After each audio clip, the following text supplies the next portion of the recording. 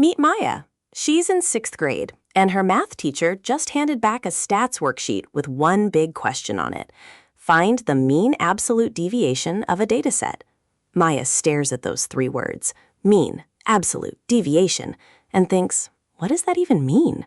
Sound familiar?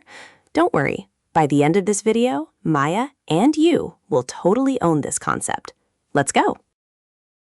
So what is the mean absolute deviation? Here's the big idea. It tells us how spread out data is. Imagine you and 4 friends all took a quiz. If everyone scored 80, the data is tight, no spread at all. But if scores range from 60 to 100, that data is really spread out. MAD gives us one single number that describes how far apart the values typically are from the middle. It's like a spread score for your dataset. Maya flips her worksheet over and finds a 4-step process. Great news! There are only 4 steps to calculate MAD, and they always stay the same. Step 1. Find the mean of your data. Step 2. Find how far each value is from the mean. That's the deviation. Step 3. Make every deviation positive. That's the absolute value part. Step 4. Find the mean of those absolute deviations. That final answer is your MAD.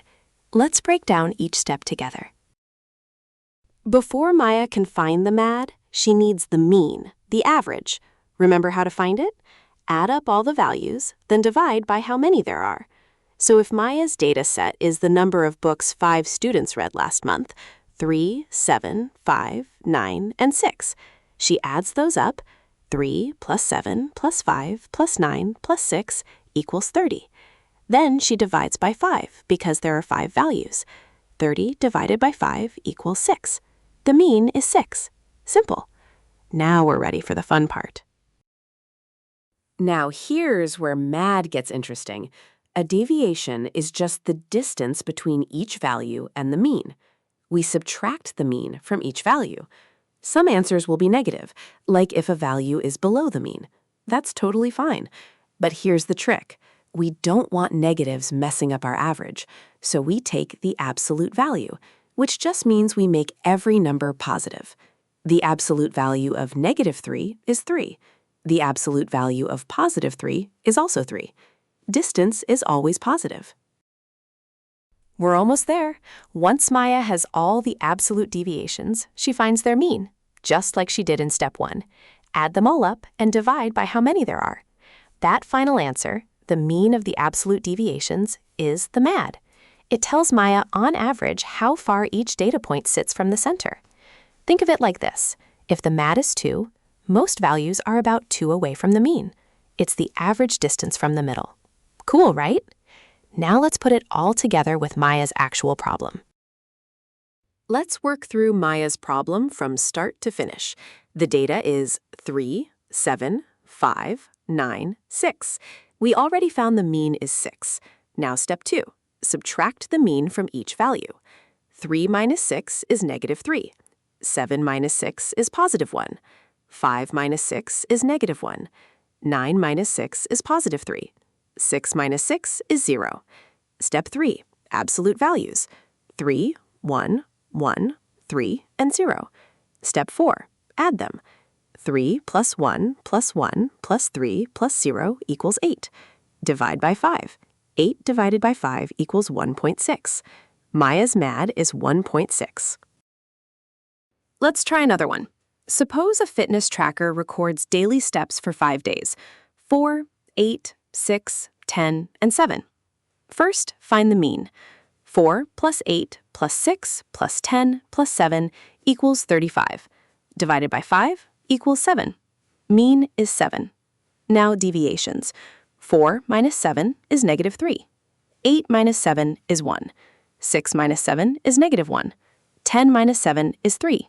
7 minus 7 is 0. Absolute values, 3, 1, 1, 3, 0. Sum, 3 plus 1 plus 1 plus 3 plus 0 equals 8.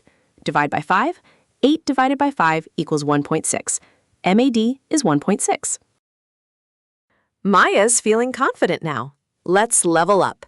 Here's a data set with bigger numbers, 12, 20, 15, 18, and 10.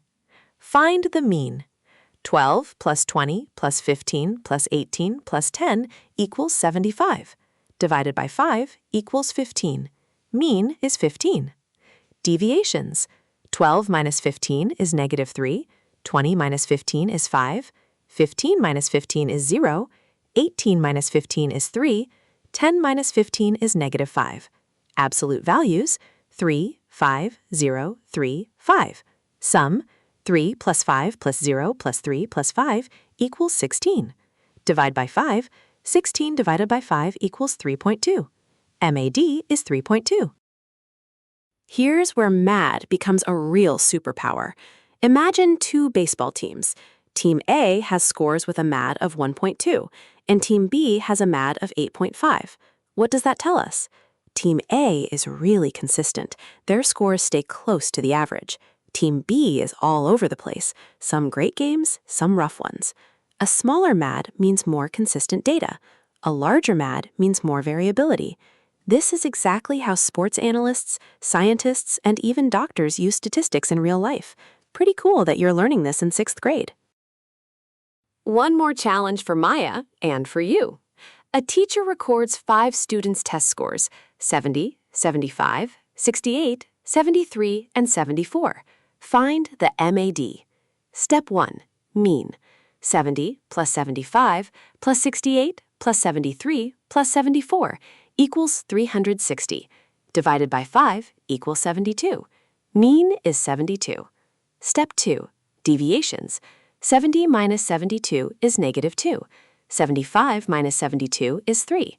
68 minus 72 is negative 4. 73 minus 72 is 1. 74 minus 72 is 2. Absolute values. 2, 3, 4, 1, 2. Sum. 2 plus 3 plus 4 plus 1 plus 2 equals 12. Divide by 5. 12 divided by 5 equals 2.4. MAD equals 2.4. Before we wrap up, let's talk about the mistakes Maya almost made, because they're sneaky. Mistake number 1, forgetting absolute value.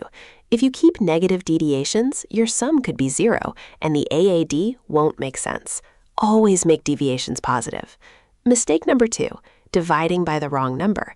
Divide by how many data points there are, not by the sum. Mistake number 3, wrong mean. Double-check your addition before dividing. A wrong mean throws off every single step after it. Watch out for these, and you'll be golden. Remember when Maya stared at that worksheet and thought mean absolute deviation sounded impossible? Look at her now. She can solve it in 4 clean steps without breaking a sweat. Here's the quick recap. Find the mean, calculate each deviation, take absolute values, then average those deviations. That's your MAD. It tells you how spread out your data is, and a smaller MAD means more consistency. You just learned a real statistics concept that scientists and analysts use every day. Maya did it, and so did you. High five, you're a